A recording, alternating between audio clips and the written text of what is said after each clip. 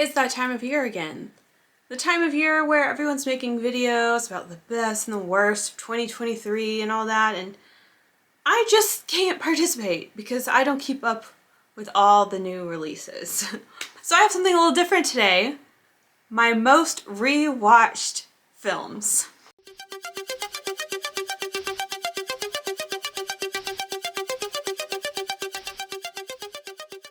Now, if you watch Possessed by Horror's channel, you will recognize this video. I lifted this idea directly from her channel. Just a few things I wanted to say before we get started. One, if you are a returning viewer of this channel, you may be able to predict a lot of what's going to be on this list today. So if you want to make a drinking game out of it or something, feel free. And second, if you are a new viewer to this channel, I just want to reiterate that just because a movie is highly rewatchable doesn't mean it is highly good.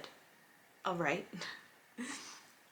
And I have questionable taste. So these films are all coming off of my Letterboxd stats, so may not be the most accurate reflection, but I am going to give you 15 of my most rewatched films. Coming in at number 1, Baby Oopsie from 2021. This is a full moon killer doll movie. It's about a doll collector and restorer named Sybil Pittman, who's basically just living the shit life, you know?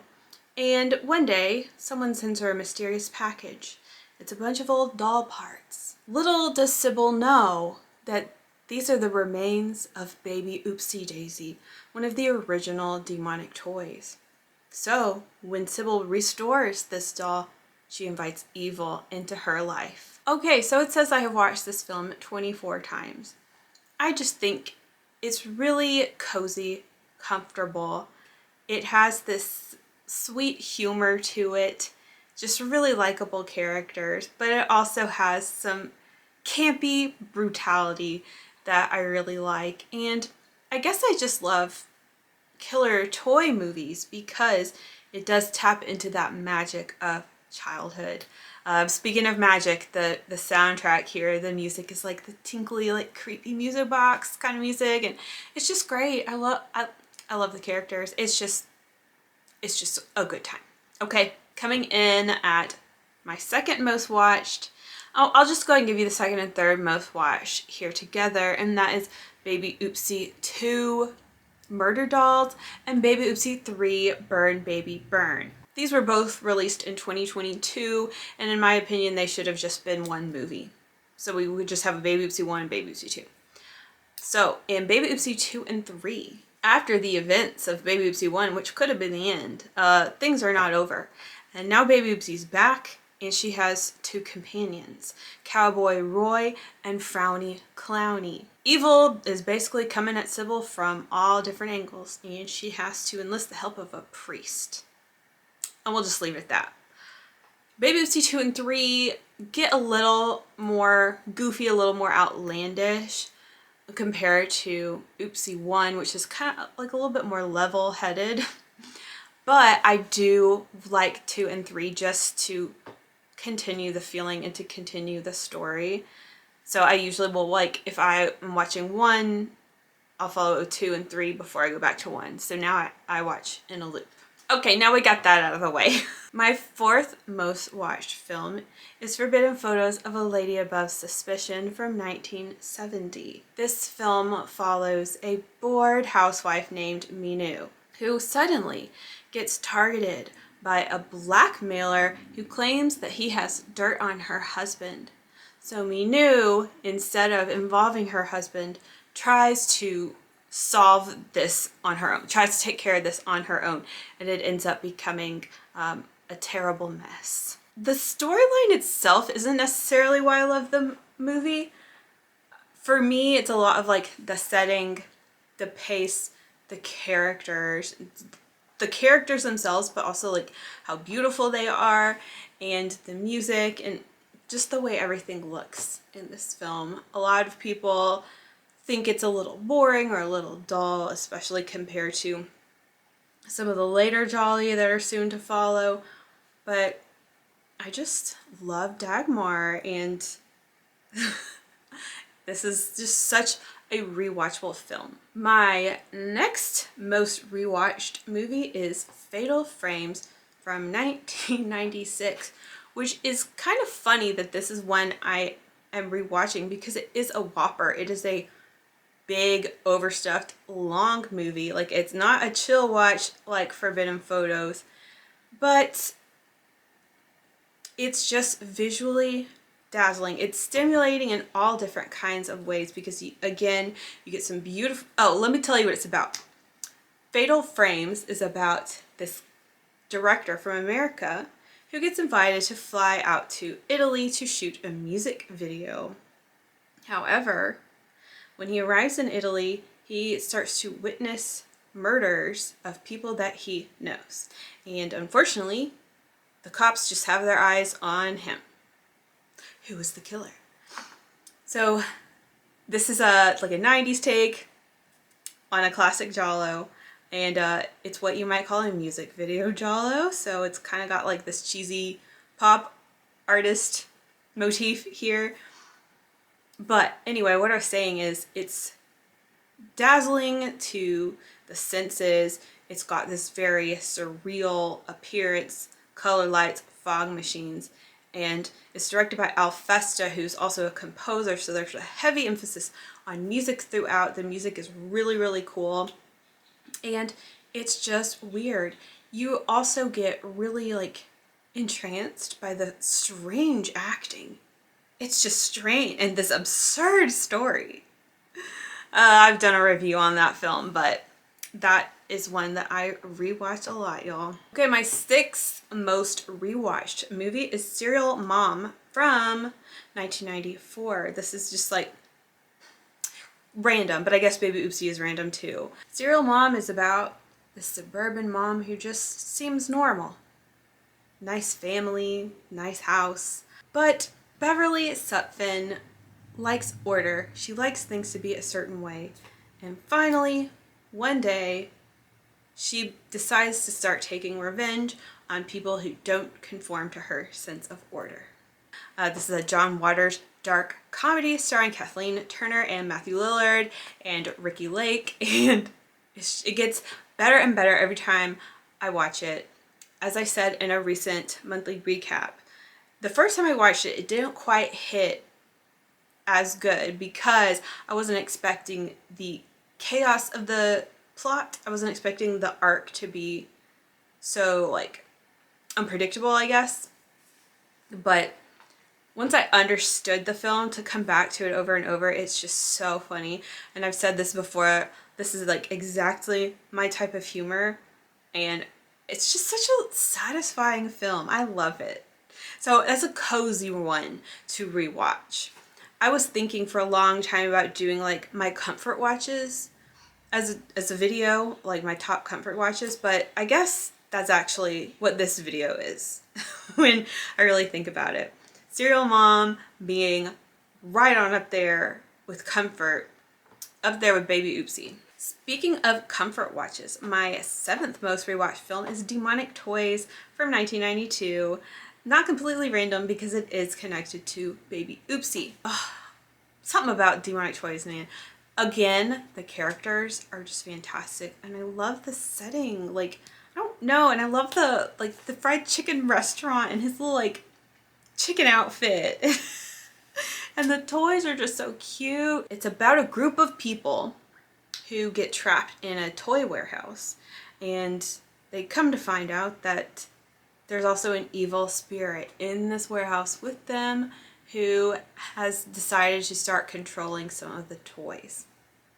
It is just good. It can be fun, but it's not as dumb. I'm sure a lot of you guys have seen this movie, but it's not as dumb as you might think. When I first watched it, I thought it was just gonna be stupid, straight up, but it was like, I was actually like, oh, this is kind of like a good movie. Like, it's a movie that took itself not completely seriously, but it tried to be a good movie. And this is just another really cozy, comfy film that has that little touch of magic that you get from these killer toy movies. Demonic Toys is a classic. My eighth most watched movie is Delirium, Photo of Gioia from 1987. This film follows a former model, now magazine editor, Gioia. She's got a lot of friends, got some enemies, but all of a sudden, someone starts slaughtering people she knows and then mailing her the photos. Why do I love this film? This is 80s Giallo glam. Serena Grande is just an awesome leading lady. I love her. And while this film incorporates a lot of classic Giallo elements, you get this 80s insanity that is so much fun. I guess I just really like the model, the glamorous model Giallo movies. So this is one that's definitely just like a bunch of really, really gorgeous people doing glamorous things. I don't know, man. This is another great comfort watch. My 9th most watched film is All the Colors of the Dark from 1972. This Giallo follows a woman named Jane who, in an effort to escape the nightmares of her life, she gets involved with a satanic cult. So this is an interesting place for this film to rank because it's a lot like The Strange Vice of Mrs. Ward, a similar film, yet I always seem to watch All the Colors of the Dark more, even though I rank Strange Vice higher. All the Colors of the Dark is very rewatchable, and also it gets better with every rewatch. This is also one that I just find very cozy and comfy and visually stunning. I just watched All the Colors and Strange Vice back to back, and I think All the Colors serves way more visually, and I think the story is a bit more fascinating and like one of the top soundtracks of Giallo. My 10th most watched film is a rando, Five Girls from 2006, and that is because this is a comfy watch. Five Girls is about 5 young teenagers who each are sent to this rehabilitative Catholic boarding school. And there's just the 5 of them, and the priest and the headmistress and like the maintenance guy. And they're trapped in there, and they soon suspect that evil is trapped there with them. I spoke on this film in a recent What I Watched video, but this is, I love all girls schools settings, and I love like satanic, I like religious horror, I like demon satanic stuff, so this checks a whole lot of boxes. I also just love cheap movies, okay? And this is a really good cheap movie. My 11th most watched film is Mutant Hunt from 1987. This is a low-budget sci-fi, so it's a bit random. So Mutant Hunt takes place in the future, where cyborgs are just a part of society. And this bad guy has started injecting cyborgs with a drug that makes them into just killing machines. So a mercenary gets hired to try to find someone who has been kidnapped and defeat these evil droids.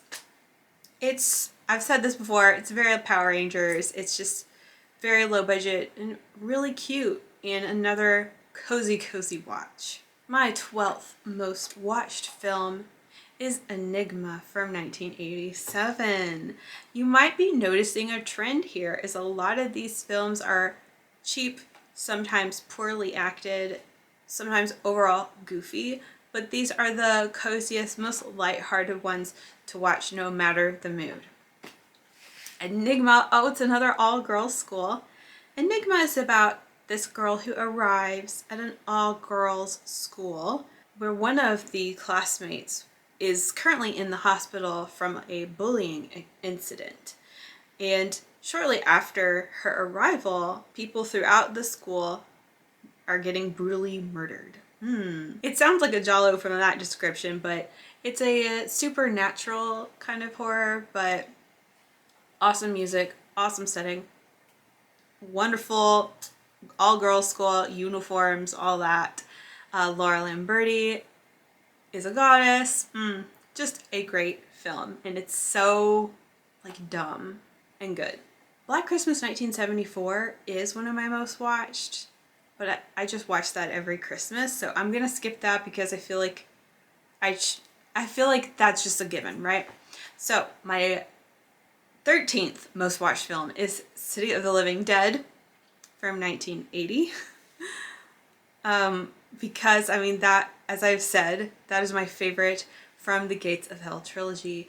This is kind of like a supernatural zombie movie that's just brilliant. It's a very intense movie, and it has just, the atmosphere is fantastic. It's basically about these people who have to go investigate a location where a priest has hung himself and potentially opened a gate to hell.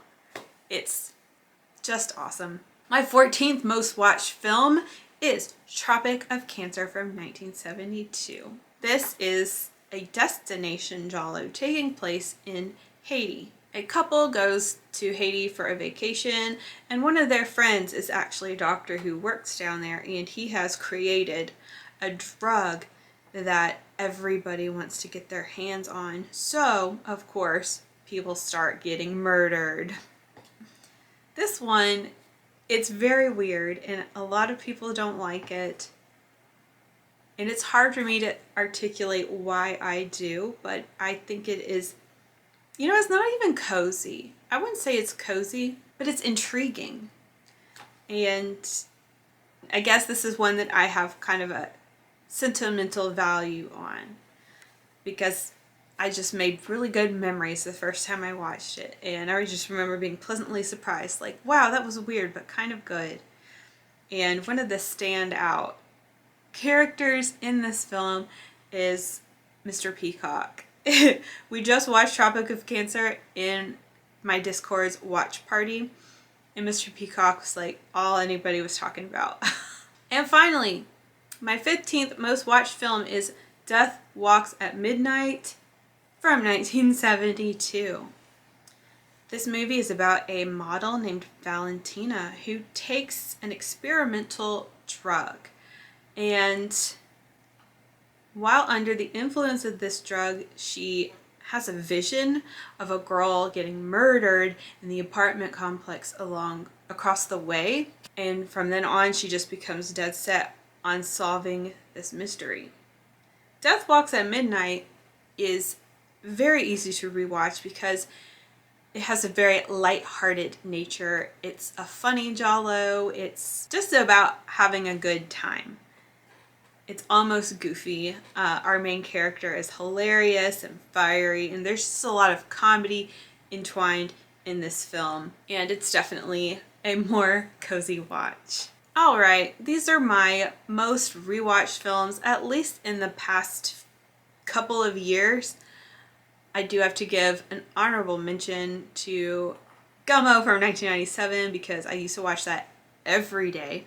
I haven't watched it as much lately. That might be my most watched film of all time, but these are my most rewatched, like I said, in the past couple of years. What makes a film rewatchable for me is just that it's comfortable and then it's lighthearted, for example, but it's different for everybody. So let me know what some of your most rewatched films are, or do you rewatch, or what kind of movies and why do you rewatch?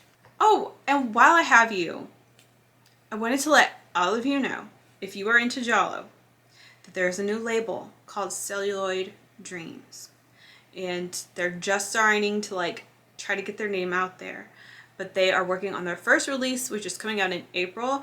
They are putting out Case of the Bloody Iris in Blu-ray 4K Ultra HD. So it's going to be really sick, alright? So check out Celluloid Dreams' website. Hold on. It's celluloid-dreams.net, or you can check out their Instagram, which is Celluloid Dreams USA, and just kind of keep an eye, and I'll keep you posted. I'll probably be talking about it more, but I just want to like throw it out there because I've been talking to them and I want to help spread the word because we all need a good version of Case of the Bloody Iris, don't we? Thanks for hanging out with me. I had every intention of making so many videos while I'm on Christmas break from work, but a big part of that is preparing those videos, and I just have not had time to prepare videos. So I thought this would be fun because I can just like do it like with no preparation at all. So hopefully this wasn't the most redundant thing you've ever seen, and I will catch you soon.